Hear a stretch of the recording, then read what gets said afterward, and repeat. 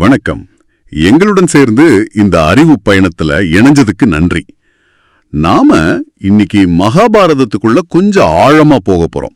குறிப்பா பருவ சங்கிரக பருவங்கிற பகுதியில வர்ற சமந்த பஞ்சகம் பத்தின ஒரு கதை. நீங்க பகிர்ந்துகிட்ட ஆதாரங்கள்ல இது ரொம்ப சுவாரஸ்யமா விவரிக்கப்பட்டிருக்கு.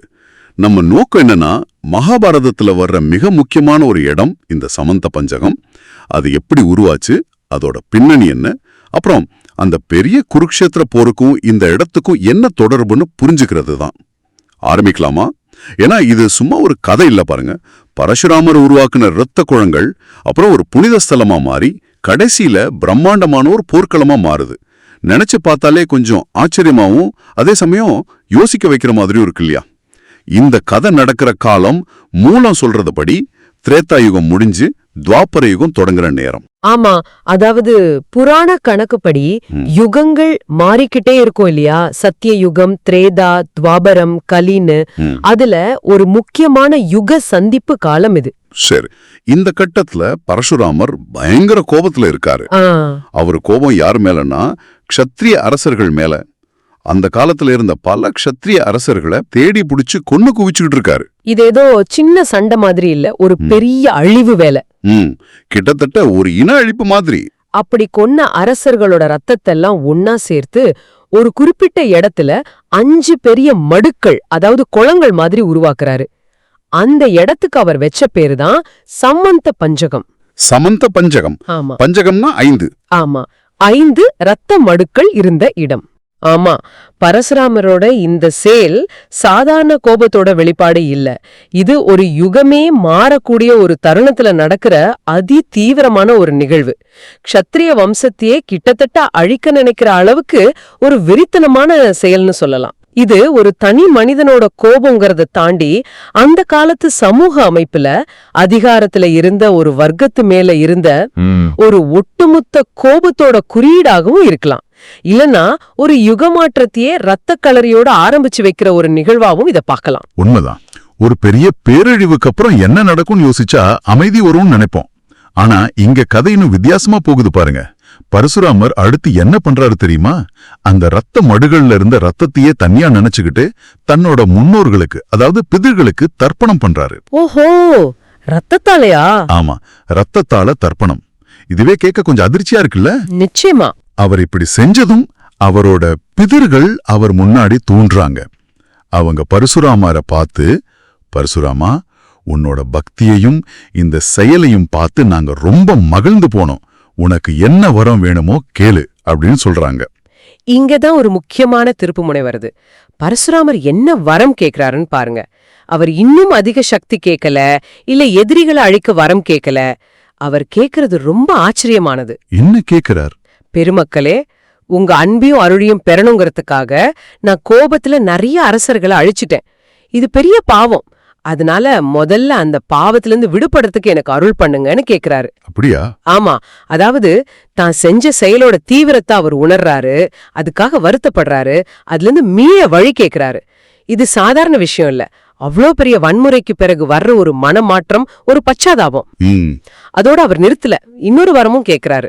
என்ன அது? ரத்தம் நிறைஞ்சிருக்கிற இந்த 5 மடுகளும் இனிமே புண்ணிய தீர்த்தங்களா மாறணும் அப்படின்னு கேக்குறாரு. இதுதான் ரொம்ப சுவாரஸ்யமான விஷயம். வன்முறையோட உச்சக்கட்ட அடையாளமா ரத்தம் தோய்ஞ்ச ஒரு நிலம் இனிமேல் மக்கள் வந்து நீராடி புண்ணியம் தேடிக்கிற ஒரு புனிதமான இடமா மாறணும்னு அவர் விரும்புறார். நினைச்சு பாருங்க, அழிவின் சின்னம் புனிதத்தோட அடையாளமா மாறணும்னு கேக்குற அந்த மனநிலை. ஆமா, ரொம்ப ஆழமான விஷயம். இது தீவிர கோபத்துக்கு பிறகு வர்ற ஒரு ஆழமான அமைதியையும் ஒரு மீட்டுருவாக்கத்துக்கான ஏக்கத்தையும் காட்டுது. பிதர்களும் அவர் கேட்டபடியே அப்படியே ஆகட்டும்னு வரம் கொடுத்துடுறாங்க. அதன் பிறகு அந்த ரத்தம் காய்ந்து போன ரத்தத்தால் உருவான அந்த 5 மடுகளும் சமந்த பஞ்சகம்ங்கிற புண்ணிய கஷேத்திரமா, ஒரு புனித ஸ்தலமா மாறுது. சரி, மக்கள் அங்கே வந்து நீராடின பாவம் போகும்னு ஒரு நம்பிக்கை உருவாகுது. ஆனா கதையோட உண்மையான ஆச்சரியம் இனிதான் ஆரம்பிக்குது. அப்படியா? என்னது? இப்படி பரசுராமரோட பாவத்தை கழுவி புனிதமாக்கப்பட்ட அதே சம்பந்த பஞ்சக நிலத்துலதான் பல காலத்துக்கு அப்புறமா கௌரவர்களுக்கும் பாண்டவர்களுக்கும் இடையிலான அந்த பிரம்மாண்டமான இதிகாச புகழ்பெற்ற மகாபாரத போர் நடக்குது. அடேங்கப்பா, இது எவ்வளவு பெரிய முரண்பாடு பாருங்க. ஆமா, ஒருத்தரோட பெரும் பாவத்துக்காக வருந்தி பிராயச்சித்தம் செஞ்சு புனிதமாக்கப்பட்ட அதே மண் கொஞ்ச காலத்துக்கு பிறகு மனித வரலாற்றிலேயே மிக கொடூரமான லட்சக்கணக்கான பேர் மடிஞ்சு போன ஒரு மாபெரும் போரோட களமாகுது. நினைச்சாலே இது சும்மா ஒரு இடத்தோட கதை மாதிரி தெரியல. இது விதி, தர்மம், கர்ம வினை பத்தின ஆழமான கேள்விகளை எழுப்புது. ஒரு இடம் புனிதம் அடைஞ்சா அந்த புனிதம் நிரந்தரமானதா இல்ல அதுவும் கால ஓட்டத்துல மாறுமா?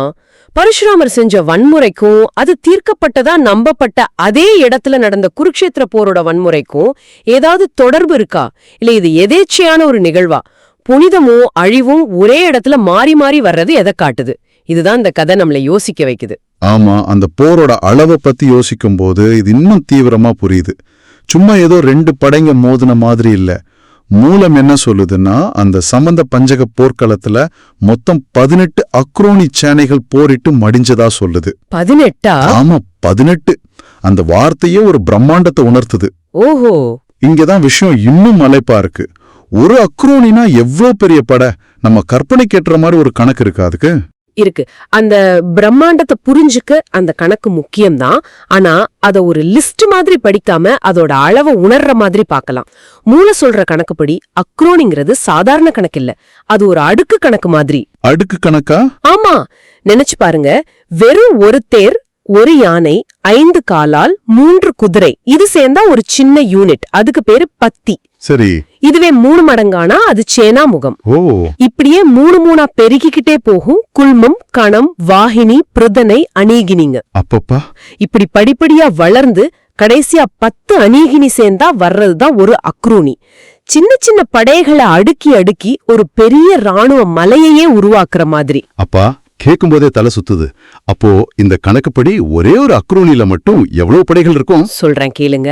மூளை சொல்ற எண்டலை பார்த்தா அசந்து போயிடுவோம். சொல்லுங்க. தேர்கள் மட்டும் 21,870. 21,870?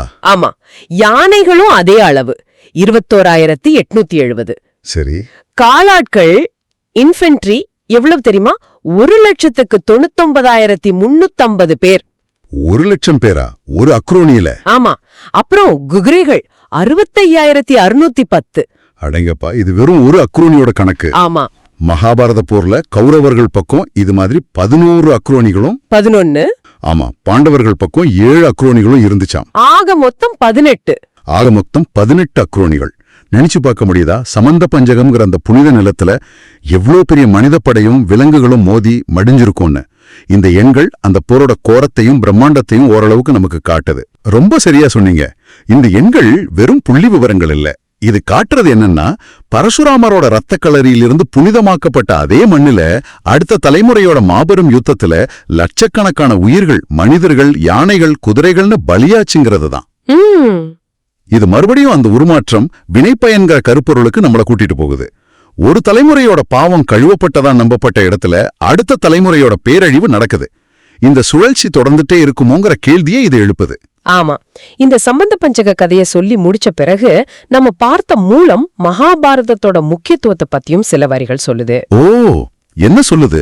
அது என்ன சொல்லுதுன்னா, இந்த பாரத இதிகாசம் எல்லா உபதேசங்களிலும் சிறந்தது அப்படின்னும், இந்த பூமியில இதை போன்ற சிறந்த கதை வேலை இல்லன்னு சொல்லுது. சரிதான். இன்னும் ஒருபடி மேல போய் எழுத்துக்கள்ல உலகமும் வேதமும் அடங்கி இருக்கிற மாதிரி உத்தமமான ஞானம், அதாவது மிக உயர்ந்த அறிவு இந்த பாரதத்துல இருக்கு அப்படின்னு ரொம்ப அழுத்தமா சொல்லுது. இதுக்கு என்ன அர்த்தம்? ஏன் இந்த இதிகாசத்துக்கு இவ்வளவு பெரிய முக்கியத்துவம்? இதுக்கு அர்த்தம், மகாபாரதம் வெறும் ஒரு கதை இல்ல வெறும் போர் பத்தின பதிவில்லைங்கிறது தான். அது ஏன் வேதங்களுக்கு நிகரா சில சமயம் அதையும் தாண்டி முக்கியமா கருதப்படுதுன்னா, அதுல வாழ்க்கையோட எல்லா அம்சங்களும் அடங்கியிருக்கு. எல்லா அம்சங்களுமா? ஆமா.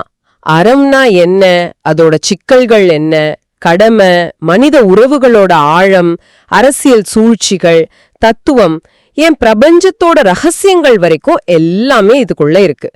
வேதங்கள் ஒருவேளை தத்துவார்த்தமான இறைநிலை சார்ந்த அறிவு அதிகமா கொடுத்தாலும், மகாபாரதம் இந்த உலகத்துல எப்படி வாழறது, மனிதர்களோட இயல்பு என்ன, நல்லது கெட்டதுக்கு நடுவுல எப்படி முடிவெடுக்கிறதுன்னு நடைமுறை வாழ்க்கைக்கு தேவையான ஞானத்தோட ஒரு பெரிய களஞ்சியமா இருக்கு.